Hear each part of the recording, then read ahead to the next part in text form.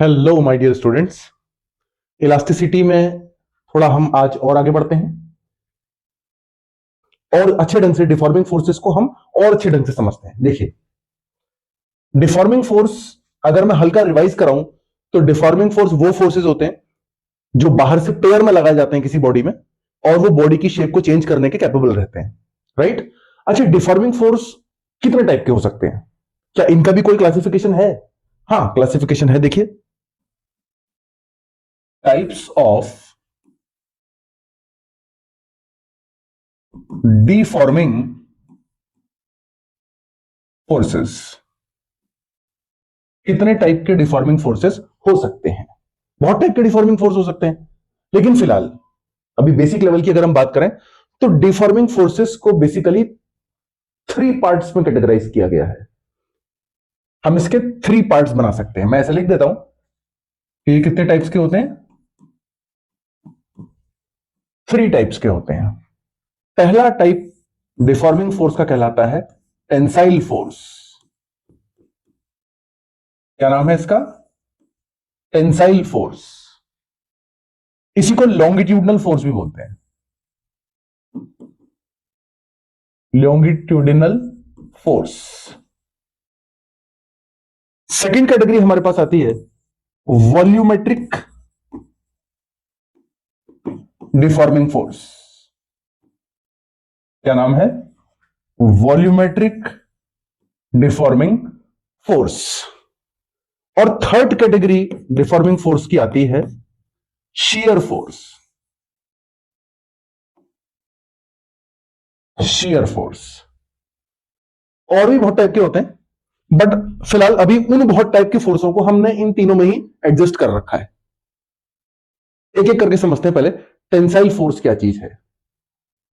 एक ऐसा फोर्स या एक ऐसा पेयर ऑफ फोर्स जो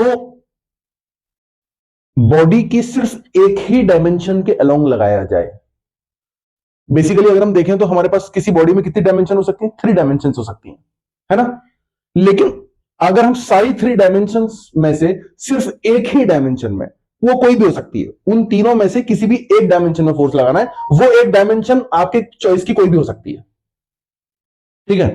अगर मैं ऐसा करता हूं, किसी एक डायमेंशन में फोर्स लगाता हूं और बॉडी की शेप को चेंज करता हूं, that is known as tensile force. For example, मेरे पास एक सिलेंडर है। देखो,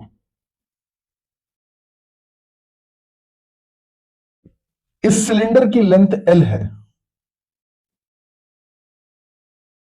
ना? इसमें एक्स वाई जेड एक्सिस बनाई जा सकती है। बट मैंने क्या किया? सिर्फ इसकी लेंथ को चेंज किया। मतलब सपोज करो मैंने ऐसे दो फोर्स लगाए, एक फोर्स एफ, दूसरी तरफ भी सेम फोर्स लगा एफ। ये पेयर में लगते हैं, इक्वल अपोजिट पेयर होते हैं डिफॉर्मिंग फोर्सेस। तो मेरे इस एफ फोर्स लगाने से ऐसा होगा कि सिलेंडर की लेंथ इंक्रीज होगी। सिर्फ लेंथ ही तो इंक्रीज होगी, एरिया तो इंक्रीज डिक्रीज नहीं होगा ना। डायमीटर क्या इंक्रीज डिक्रीज होगी? अगर डायमीटर इंक्रीज डिक्रीज होती है तो उसमें मेरा इंटेंशन नहीं है। अगर आप इस बॉडी की लेंथ को इंक्रीज करोगे तो उसकी डायमीटर छोटी होगी, मैं मानता हूं इस चीज को। लेकिन डायमीटर छोटे होने में मैंने तो फोर्स नहीं लगाया था ना। मेरी डायरेक्शन ऑफ फोर्स कहां को थी? सिर्फ लेंथ चेंज कराने वाली डायरेक्शन में थी। तो ऐसे फोर्स को हम बोलते हैं टेंसाइल फोर्स। और एग्जांपल लेते हैं। मान लो मेरे पास एक क्यूबॉइड है।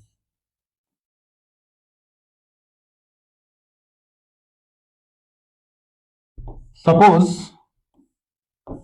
Suppose I am having a cuboid.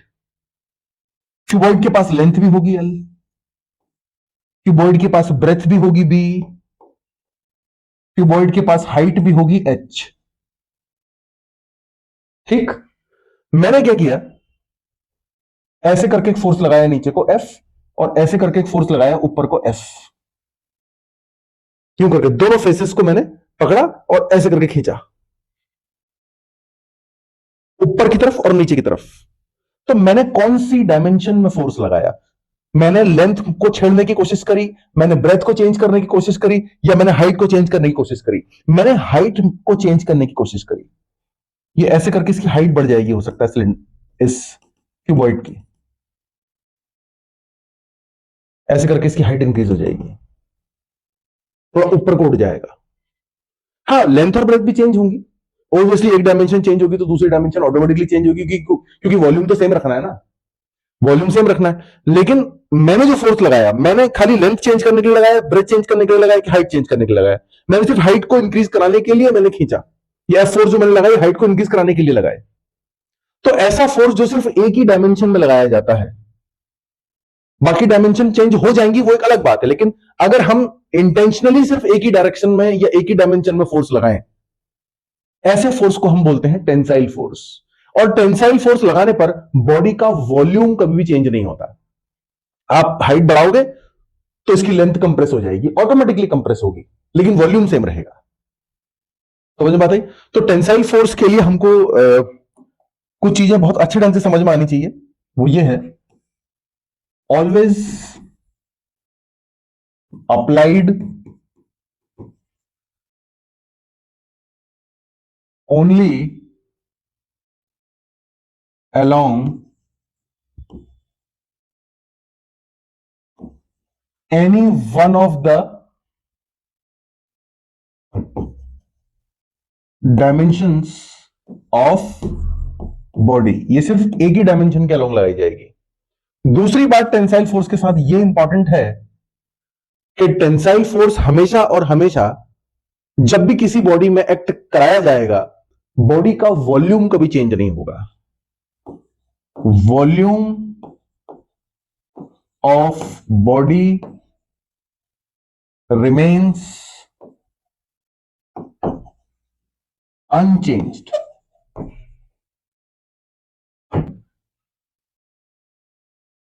पहली बात, किसी एक ही डायमेंशन में लगाया जाएगा। आप ऐसा भी समझ सकते हो अपने लिए। एग्जाम्पल, लेंथ, ब्रेथ और हाइट, किसी भी एक डायमेंशन में, और बॉडी का वॉल्यूम कभी चेंज नहीं होगा जब भी टेंसाइल फोर्स हम लगाएंगे। समझ में आ गई होगी बात। आगे बढ़ते हैं। Volumetric deforming force. Volumetric deforming force, ये क्या चीज है? देखो, टेंसाइल फोर्स हमेशा एक डायमेंशन में एक्ट होता है, टेंसाइल फोर्स का पेयर। लेकिन वॉल्यूमेट्रिक डिफॉर्मिंग फोर्स एक साथ तीनों डायमेंशनों में अप्लाई होगा और एक ही नेचर का होगा। एक ही नेचर मतलब अगर एक्स एक्सिस में कंप्रेसिव नेचर का है तो वाई एक्सिस में भी कंप्रेसिव नेचर का होगा और जेड एक्सिस में भी कंप्रेसिव नेचर का होगा, राइट। अगर एक्स एक्सिस में एक्सपेंशन नेचर का है, इलोंगेटिव नेचर का है, तो वाई एक्सिस में भी इलोंगेटिव नेचर का होगा और जेड एक्सिस में भी इलोंगेटिव नेचर का होगा। फॉर एग्जाम्पल, ऐसा मानो कि हमारे पास वो आपने देखिए जो स्माइली बॉल आती है ना, स्पंज बॉल। सपोज करो हमारे पास एक स्माइली बॉल है, ऐसे। ये हमारे पास एक स्माइली बॉल है। अब स्माइली बॉल के पास कुछ ना कुछ वॉल्यूम होगा, है ना। मान लो इसका कुछ वॉल्यूम है v। सपोज करो इसका वॉल्यूम कितना था, v। हमने स्माइली बॉल को अपने हाथ से पकड़ा और हमने उसको अपने हाथ से पकड़ के पिचका दिया। अब जब हम अपने हाथ से पकड़ के उसको पिचका रहे हैं, तो मुझे एक चीज बताओ, पिचकाते वक्त क्या हम एक डायरेक्शन में लेंथ में फोर्स लगाएंगे, ब्रेथ में फोर्स लगाएंगे, कि हम हर तरफ से पिचकाएंगे उसको? हम उसको हर तरफ से पिचकाएंगे। हम किसी एक डायमेंशन में रिस्ट्रिक्ट नहीं रहेंगे। ऐसे करके देखो, ये तुम्हारे पास स्माइली बॉल पहले से थी और अब ये कंप्रेस होकर इतनी हो गई है। तुमने ऐसे फोर्स लगाया, इसमें हर तरफ से फोर्स लगाया, उंगलियों से भी फोर्स लगाया, अपने हाथ की हथेलियों से भी फोर्स लगाया, जहां से पॉसिबल था वहां से फोर्स लगाया।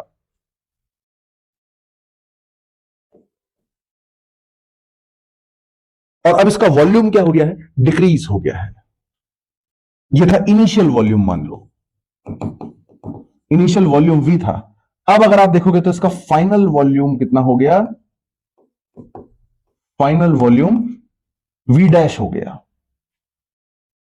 तो वॉल्यूम में देखो चेंज आ गया।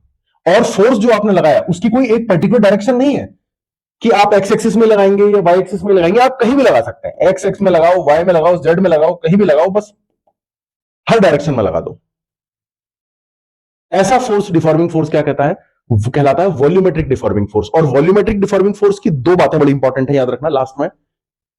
पहली चीज कि वो डायरेक्शन डिपेंडेंट नहीं होता, मतलब किसी डायरेक्शन पे रिस्ट्रिक्ट नहीं रहता। वो हर डायरेक्शन में एक साथ लगेगा।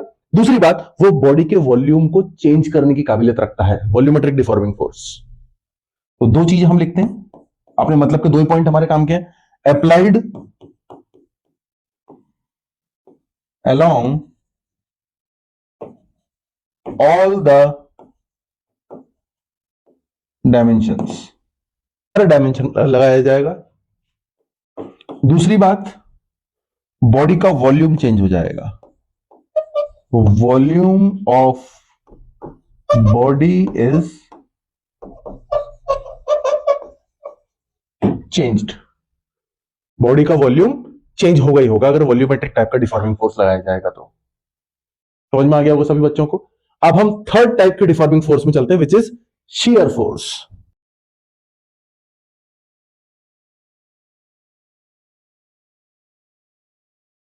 शियर फोर्स, शियर फोर्स एकमात्र ऐसा डिफॉर्मिंग फोर्स है जो हमेशा बॉडी की किसी एक फेस के पैरेलल लगाया जाएगा, यानी टेंजेंशियल लगाया जाएगा। शियर फोर्स को टेंजेंशियल फोर्स ही प्यार से बोल देते हैं। क्या बोलते हैं मैं बताता हूं अभी। टेंजेंशियल फोर्स, देखो इसको कैसे लगाया जाता है, इसको आप हर जगह पर एकदम नहीं लगा सकते। कुछ इसमें हमको कुछ कंडीशन सेट करनी पड़ती हैं। कैसी कंडीशन सेट करनी पड़ती है शियर फोर्स लगाने की? तो देखो, सपोज करो मेरे पास एक बॉडी है, क्यूबॉइड है। क्यूबॉइड से समझते हैं, आसान पड़ेगा। ये मेरे पास एक क्यूबॉइड है, ठीक है। आप एक काम करो, इस क्यूबॉइड के कितने फेस हैं? 6 फेस हैं। इनके 6 फेसेस में से किसी एक फेस को फिक्स कर दो। कैसे फिक्स करोगे? ग्लू से कर सकते हो फिक्स, वेल्डिंग से कर सकते हो फिक्स। समझ में आई बात? या फिर एक लेथ मशीन आती है ना, उस लेथ मशीन में आप फंसा सकते हो उसको सपोर्ट्स के बीच में। कैसे भी करके आप इन 6 फेसों में से एक फेस को फिक्स कर दो। ये फेस कैसा हो गया मेरा?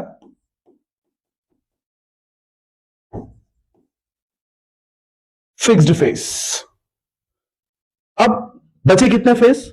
6 में से एक फिक्स हो गया तो 5 फेस बचे। इन पांचों फेसों में से किसी भी एक फेस में, किसी भी एक फेस में इजीली, अगर इजी तरीके से समझना है तो इसके अपोजिट वाले फेस में, अगर तुम्हें इजी रखना है तो फिक्स फेस के ठीक अपोजिट जो फेस है, इस फेस के पैरेलल एक फोर्स लगाइए। फेस में पैरेलल डायरेक्शन में एक फोर्स देना है आपने। आप किसी और फेस में भी दे सकते थे, मैंने फिक्स्ड फेस के जस्ट अपोजिट वाली फेस में फोर्स दिया। जरूरी नहीं कि आप इसे फोर्स दो, आप कहीं पर भी टेंजेंशियल फोर्स दो, वो शियर फोर्स ही कहलाएगा। बॉडी को अगर आप देखोगे तो बॉडी हल्की सी ना तिरछी हो जाएगी, ऐसी टेढ़ी हो जाएगी, ऐसी हो जाएगी बॉडी। और आपको ऐसा प्रतीत होगा कि जैसे फिक्स्ड फेस तो अपनी जगह फिक्स रह जाएगा और बाकी बॉडी जो है आधी फट के ऊपर को या कट के ऊपर को निकल जाएगी। होगा ना? ऐसे फोर्स को हम लोग बोलते हैं shear force. Shear force apply करने के लिए बॉडी का कुछ पार्ट फिक्स होना चाहिए।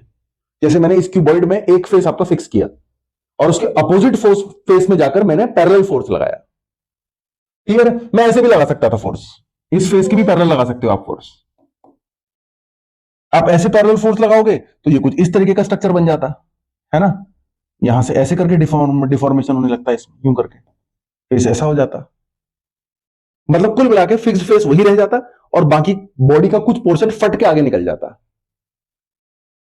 ऐसा शेप बिगाड़ने वाला फोर्स कहलाता है शियर फोर्स। तो हमारे पास कितने टाइप के डिफॉर्मिंग फोर्स है? We have 3 types of deforming forces. Shear force के बारे में अगर हमसे को की पॉइंट्स अगर हमें अपने माइंड में रखने हैं शियर फोर्स के बारे में, तो हम क्या की पॉइंट्स दिमाग में रखेंगे कि कोई भी part of the body should be fixed. चाहे वो फेस है, चाहे वो कोई सेक्शन है, चाहे वो कोई पोर्शन है बॉडी का, कुछ पार्ट फिक्स होना चाहिए। Any portion of body, portion of body must be fixed। और फिक्स्ड होने के बाद जो आपका डिफॉर्मिंग फोर्स है वो बाकी जितने भी फेसेस हैं उनमें से किसी एक फेस के पैरेलल लगेगा। Shear force is applied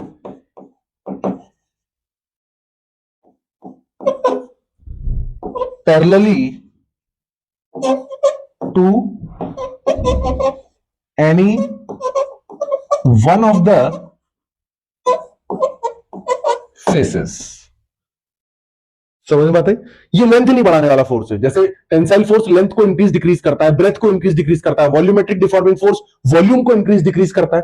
tangential force या शियर फोर्स किसको इंक्रीज डिक्रीज करता है? ये कोई चीज इंक्रीज डिक्रीज नहीं करता, ये बॉडी में एंगुलर डिफॉर्मेशन क्रिएट करता है। एंगुलर मींस बॉडी को थोड़ी सी तिरछी कर देता है। ठीक है, तो मैं तीसरा पॉइंट यहां पे लिख देता हूं, रिस्पॉन्सिबल फॉर एंगुलर डिफॉर्मेशन।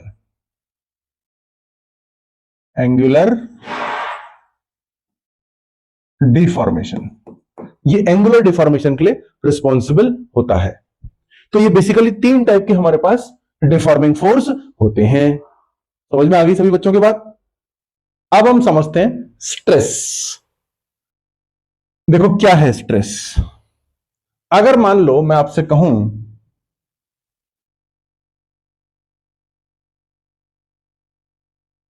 मेरे पास एक बॉडी है,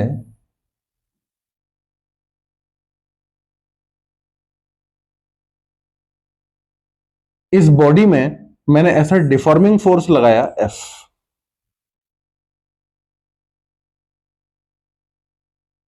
ठीक है, ये कौन सा वाला फोर्स है?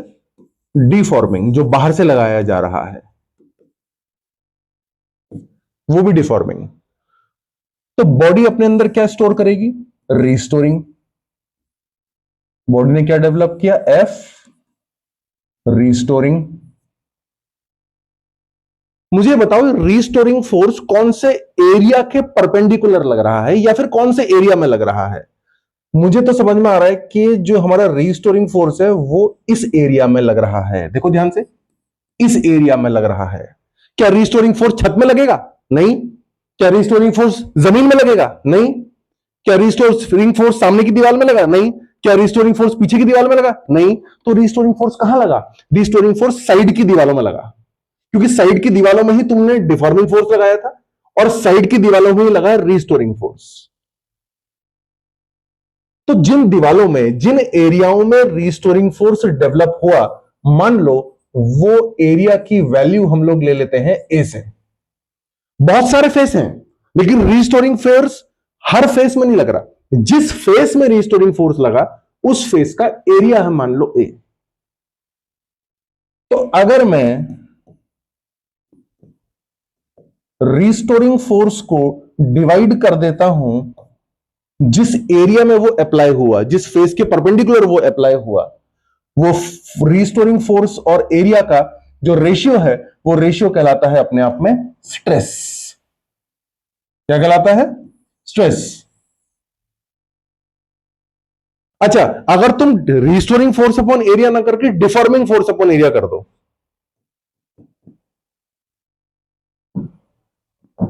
Deforming force divided by area, यही वाला एरिया जिस पर डिफॉर्मिंग फोर्स एक्ट हुआ, तो ये रेशियो अपने आप में कहलाता है प्रेशर। क्या कहलाता है? प्रेशर। समझ में आई मेरी बात? अरे यार, प्रेशर भी फोर्स अपॉन एरिया है, स्ट्रेस भी फोर्स अपॉन एरिया है। कुछ बच्चे कंफ्यूज रहते हैं, सर प्रेशर और स्ट्रेस अगर सेम ही है तो फिर उसका नाम अलग अलग क्यों रखा गया है? देखो, दोनों ही फोर्स अपॉन एरिया है। Pressure is also force upon area, stress is also force upon area, but उनमें धागे भर का अंतर है। क्या अंतर है? वैल्यू भी सेम आएगी, न्यूमेरिकल वैल्यू भी सेम आएगी दोनों की, बट डिफरेंस उनके बीच में है। क्या डिफरेंस है? स्ट्रेस जब हम कैलकुलेट करते हैं फोर्स अपॉन एरिया से तो फोर्स रीस्टोरिंग वाला रखा जाता है, और जब प्रेशर हम कैलकुलेट करते हैं फोर्स अपॉन एरिया के फॉर्मूले से तो उस टाइम पर फोर्स डिफॉर्मिंग वाला रखा जाता है। मतलब डिफॉर्मिंग फोर्स एक्सटर्नली लगाया गया था तो प्रेशर हमेशा एक्सटर्नल होता है, एक्सटर्नल प्रॉपर्टी है किसी भी बॉडी की। किसी भी बॉडी में आप बाहर से प्रेशर लगा सकते हैं और आपके द्वारा लगाए गए प्रेशर की वजह से बॉडी के अंदर स्ट्रेस डेवलप हो जाएगा। जो स्ट्रेस होता है वो अपने आप में एक इंटरनल प्रॉपर्टी है। कैसी प्रॉपर्टी है? इंटरनल प्रॉपर्टी है। इसकी एसआई यूनिट क्या होगी? न्यूटन पर मीटर स्क्वायर यानी पास्कल, वही प्रेशर वाली यूनिट। इसकी एसआई यूनिट क्या है हमारे पास? पास्कल, पीए। अच्छा, डिफॉर्मिंग या रिस्टोरिंग फोर्स तीन टाइप के थे देखो, है ना? तो स्ट्रेस भी कितने टाइप के हो जाएंगे? तीन टाइप के। अगर टेंसाइल टाइप का रिस्टोरिंग फोर्स होगा, उसको अगर उसके application of area of application से डिवाइड करोगे तो जो स्ट्रेस आएगा which is known as tensile stress. अगर वॉल्यूमेट्रिक टाइप का डिफॉर्मिंग फोर्स था तो वॉल्यूमेट्रिक टाइप के रिस्टोरिंग फोर्स से अगर आप डिवाइड करोगे एरिया को। अब वॉल्यूमेट्रिक टाइप के स्ट्रेस में थोड़ा सा डिफरेंस है, देखो क्या है डिफरेंस। ये है जब आप टेंसाइल निकालोगे, टेंसाइल टाइप का स्ट्रेस निकालोगे, स्ट्रेस भी तीन टाइप के क्योंकि रिस्टोरिंग फोर्स तीन टाइप के। जब आप टेंसाइल स्ट्रेस कैलकुलेट करोगे तो एरिया एक फेस का आएगा, यानी force upon area of face आएगा। लेकिन जब आप टेंसाइल स्ट्रेस कैलकुलेट ना करके वॉल्यूमेट्रिक स्ट्रेस कैलकुलेट करोगे, वॉल्यूमेट्रिक स्ट्रेस, तो ठीक है फोर्स तो जो आप बाहर से लगा रहे हो हर तरफ से वो आएगा ही, कितने न्यूटन का फोर्स लगा। लेकिन एरिया ऑफ सिंगल फेस नहीं आ सकता क्योंकि वॉल्यूमेट्रिक स्ट्रेस ना पूरी बॉडी में हर डायरेक्शन से लगता है, मैंने बताया हर डायरेक्शन से लगेगा तो वो किसी एक फेस में एक्ट होने वाला फोर्स नहीं कहलाया जाएगा, तो वो पूरे टोटल सरफेस एरिया में लग रहा होगा। तो यहां पर आएगा टोटल सरफेस एरिया। ये चीज याद रखना। टेंसाइल स्ट्रेस अगर निकालना है तो restoring force upon area of the face जिस फेस में वो एक्ट कर रहा था। अगर वॉल्यूमेट्रिक स्ट्रेस निकालना है तो रिस्टोरिंग फोर्स डिवाइडेड बाय किसी एक फेस को नहीं देखना है, टोटल सरफेस एरिया से डिवाइड करना है हमने बॉडी के। और शियर स्ट्रेस में भी वही सेम है, जो पैरेलल फोर्स आप लगा रहे थे उसका counter restoring force divided by जिस फेस में आपने पैरेलल फोर्स लगाया उस फेस के एरिया से हम डिवाइड कर देंगे। क्लियर हुई मेरी बात? स्ट्रेस समझ में आया सभी बच्चों के? ओके। नेक्स्ट चीज इसमें आती है स्ट्रेन। स्ट्रेन, स्ट्रेन क्या है? देखो, आप बेसिकली कर क्या रहे हो? आप बेसिकली बॉडी की शेप को चेंज कर रहे हो इलास्टिसिटी पढ़ते वक्त, है ना? तो अगर मान लो मेरे पास कोई ऐसी बॉडी है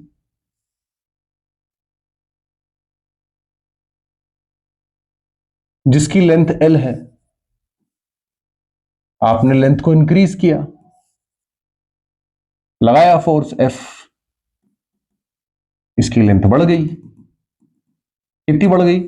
डेल्टा एल इंक्रीज हो गई। हो सकता है आप इसकी बॉडी की लेंथ को डिस्टर्ब ना करके आप इसकी बॉडी की हाइट को खींच रहे होते, आप इसकी बॉडी की हाइट को खींच रहे होते ऐसे करके एफ फोर्स लगा के।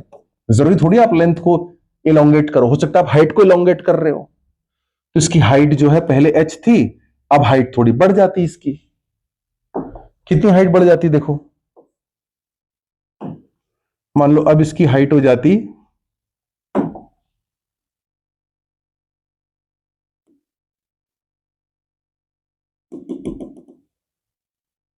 इतनी, हाइट इंक्रीज हो जाती डेल्टा एच।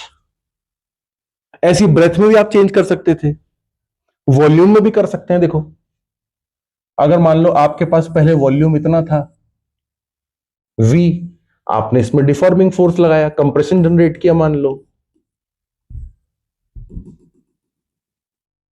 अब वॉल्यूम इतना हो गया, तो डिक्रीज कितना वॉल्यूम हुआ? डेल्टा V वाला वॉल्यूम कम हो गया।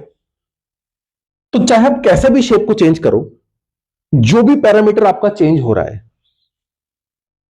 पैरामीटर चेंज्ड, जो भी पैरामीटर चेंज हुआ उससे डिवाइड कर दो उसी पैरामीटर की ओरिजिनल वैल्यू से, ओरिजिनल वैल्यू ऑफ पैरामीटर। ये जो रेशियो आएगा, इस रेशियो को हम लोग बोलते हैं स्ट्रेन। फॉर एग्जाम्पल अगर हम पहले डायग्राम की बात करें, किस चीज में चेंज आया? लेंथ में चेंज आया। कितना चेंज आया? डेल्टा एल डिवाइडेड बाय वो लेंथ पहले थी कितनी? एल। डिवाइड कर दो, तो जो रेशियो आएगा दिस रेशियो इज स्ट्रेन। और देखो सेकंड एग्जांपल में, देखो किस पैरामीटर में चेंज आया? हाइट में चेंज आया।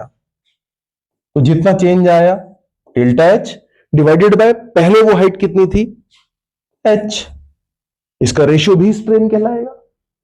तो जो चीज चेंज हुई, देखो मैंने क्या लिखा है, parameter which is changed, divide करना है उसी पैरामीटर की ओरिजिनल वैल्यू से। वो पैरामीटर लेंथ भी हो सकता है, वो पैरामीटर हाइट भी हो सकती है, वो ब्रेथ भी हो सकता है, वो वॉल्यूम भी हो सकता है। देखो चेंज इन वॉल्यूम, जितना वॉल्यूम में चेंज आया, डिवाइडेड बाय इसका मान लो ओरिजिनल वॉल्यूम कितना ले रखा था हमने? v। ओरिजिनल वॉल्यूम v से डिवाइड कर दो। जो चीज चेंज हुई उससे डिवाइड कर दो वो पहले कितनी थी, वो रेशियो अपने आप में कहलाएगा स्ट्रेन।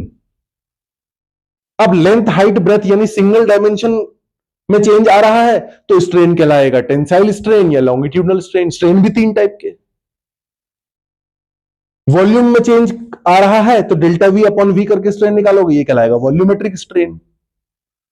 शियर स्ट्रेन निकालोगे, परपेंडिकुलर अपॉन बेस करोगे, change in angular deformation upon original length अगर करोगे तो वो कहलाएगा टेन थीटा, वो भी हमारे पास आएगा शियर स्ट्रेन। समझ में बात है? ये दोनों किस टाइप के हैं? ये दोनों लेंथ हाइट वाले कहलाते हैं लॉन्गिट्यूडनल स्ट्रेन। लॉन्गिट्यूडनल स्ट्रेन क्यों कहलाते हैं लॉन्गिट्यूडनल स्ट्रेन? क्योंकि इनको प्रोड्यूस करने के लिए टेंसाइल फोर्स या लॉन्गिट्यूडनल फोर्स रिस्पॉन्सिबल है। वॉल्यूम की जब हमने बात करी थी चेंज करने के लिए, तो वॉल्यूम में कौन सा फोर्स आया था बताओ? वॉल्यूम चेंज करने के लिए वॉल्यूमेट्रिक फोर्स आया था। तो हमने नाम कैटेगरी अलग कर दी थी फोर्स की, वॉल्यूमेट्रिक फोर्स की। तो स्ट्रेन की भी कैटेगरी हम अलग कर देंगे। इसको हम क्या बोलेंगे? Volumetric strain. Volumetric strain. तो कुल मिला के हमने क्या सीखा? हमने सीखा डिफॉर्मिंग फोर्स तीन टाइप के, टेंसाइल, वॉल्यूमेट्रिक, शियर। तो रीस्टोरिंग फोर्स भी उन्हीं के जैसे तीन टाइप के, बस फर्क है डिफॉर्मिंग हम लगाएंगे, रीस्टोरिंग बॉडी डेवलप करेगी। रीस्टोरिंग फोर्स भी तीन टाइप के, टेंसाइल, वॉल्यूमेट्रिक, शियर। स्ट्रेस क्या है? Restoring force upon effective area. Restoring force तीन टाइप के हैं तो स्ट्रेस भी तीन टाइप के, tensile stress, volumetric stress, shear stress. फिर हमने बात करी स्ट्रेन की। स्ट्रेन का मतलब क्या है? कोई भी पैरामीटर जो चेंज हो रहा है डिवाइडेड बाय ओरिजिनल पैरामीटर। लेकिन चेंज करने के लिए अगर आप टेंसाइल टाइप की कंडीशन अप्लाई कर रहे हो तो वो कहलाएगा लॉन्गिट्यूडनल स्ट्रेन। सिंगल डायमेंशन अगर चेंज हो रही होगी तो पूरा का पूरा वॉल्यूम चेंज हो रहा होगा तो change in volume upon volume क्या कहलाएगा? Volumetric strain. मेरी बात समझ में आई सभी बच्चों को? तो इस चैप्टर में हर चीज तीन तीन टाइप की है। इससे आगे अब स्ट्रेस स्ट्रेन का कैसे हम लोग इनको कंबाइन करते हैं, क्या रिलेशन निकालते हैं और आगे क्या क्या चीजें हैं, वो हम नेक्स्ट वीडियो में सीखेंगे। तब तक आप अच्छे ढंग से इसको रिवाइज कीजिए।